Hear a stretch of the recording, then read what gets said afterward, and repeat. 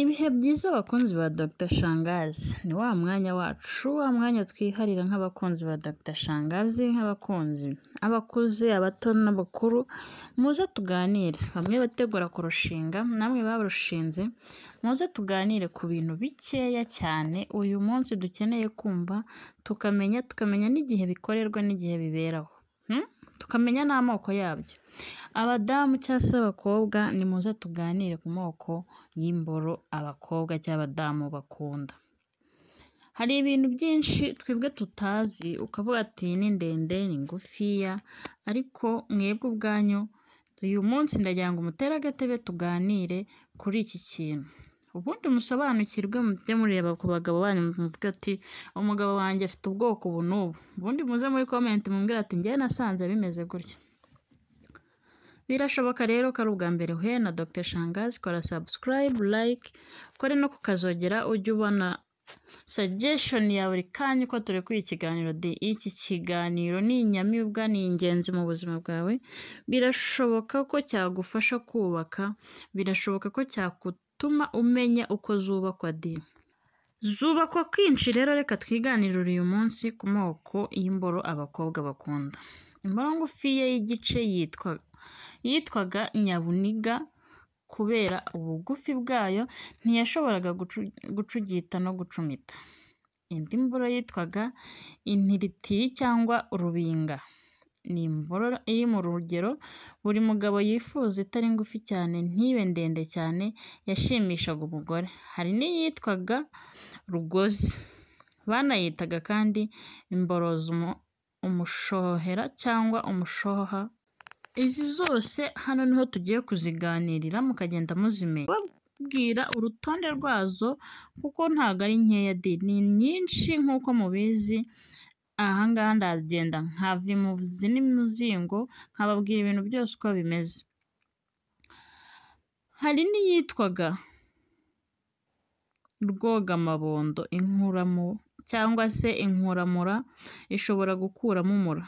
Imboro y'abarobyi, igisongo n'imboro yatinywaga n'abagore kubera ubunini n'uburebure bwayo. Iyo yashyukwaga umugore yarayirebaga nawe ubwe akumva agize ubwoba kuko ni ibintu bitashobokaga ko abagore babasha kuyitinyuka.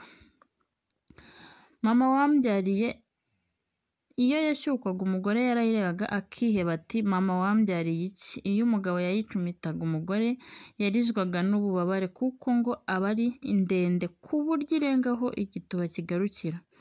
Rugozi rero ntiyari na nziza iyi yo yifitiyeho umwihariko kuko yo ubwayo ntabwo yari nziza cyane cyane mu kunyaza, kuko yashukwaga amazi, yashyukwagaho uduce tumwe na tumwe twayo, bityo tukifata ngo uyikubite kuri rugongo cyangwa uyizunguze mu gituba bikagorana. Rugozi yateraga ingorane mu rugo kuko hari ubwo umugore yananirwaga n'ayo macumu akahukana. Ni kimwe n'uko imboro ngufi y'igice nayo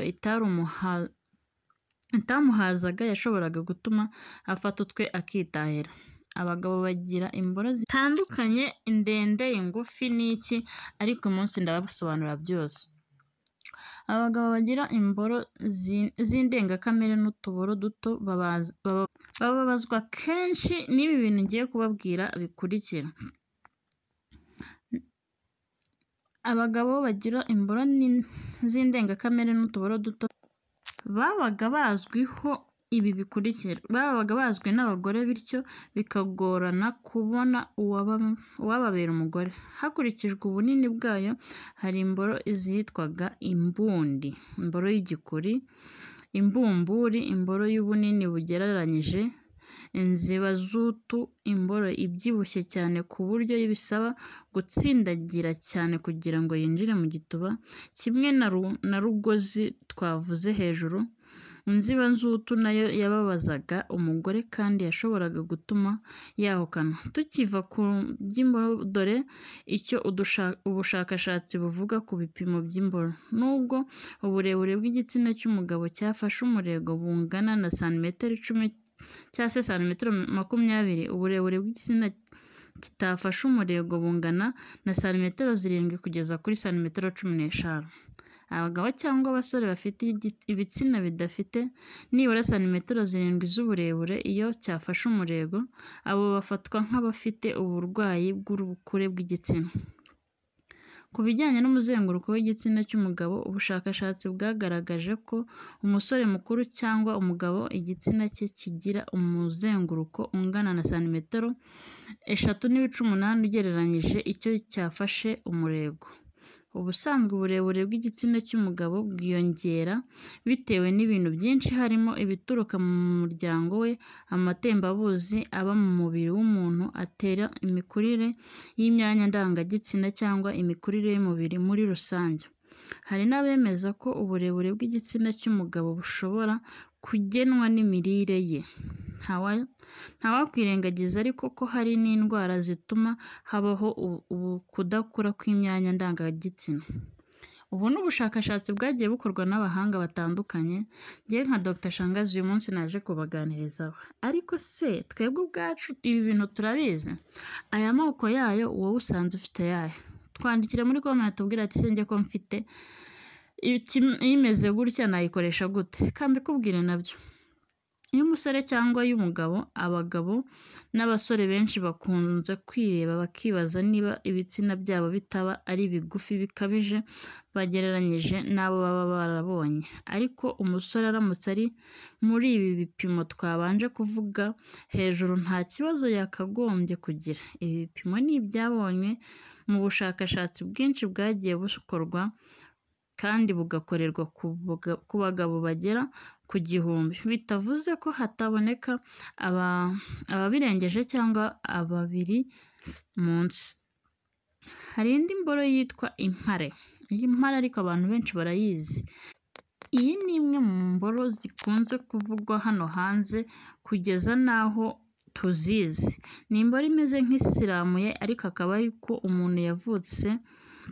Ababyeyi b'uwo mwana bakoraga uko bashoboye ngo bamushakire umuti. Umubyeyi wabyaye umwana ufite impare bavuga ko ari amahano hari ibyo atubahirije igihe yari atwite. Ntiwashoboraga kuvugisha umunyempare mu gitondo utararya kuko ngo bateraga umwaku. Se bibahora? Ubu bushakashatsi muze kumbwira muri comment mumbwire niba umwaku uko kubaho cyangwa se uterwa n'ukuntu umugabo yaba afite imboro y'impare agatera umwaku. Se hari abagabo batera umwaku? Abagore batinyaga gushakana cyangwa guha igituba umunyempare kuko ngo bararongoraga cyane bagatinda kurangiza ku bagabo, hakagenderwa ku bintu biri mu gushyira mu matsinda igitsina gabo ari byo uburebure n'ubunini bw'imboro. Abagabo ntibishimiraga namba akaboro gato. Ntibemeraga ko akaboko gato kabashimisha. Imboro rero iri mu rugero bitaga imberabyombi. Yashoboraga gukomeza ishyutswe kugeza umugore nawe arangije.